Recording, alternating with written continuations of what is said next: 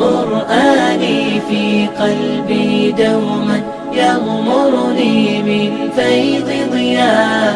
آيات المولى تدفعني نحو العليا، والكون الواسع في صدري أحضنه أرضا وسماء. يا ربي قد نلت منايا، وبختم كتابك أرقى، وبختم كتابك أرقى.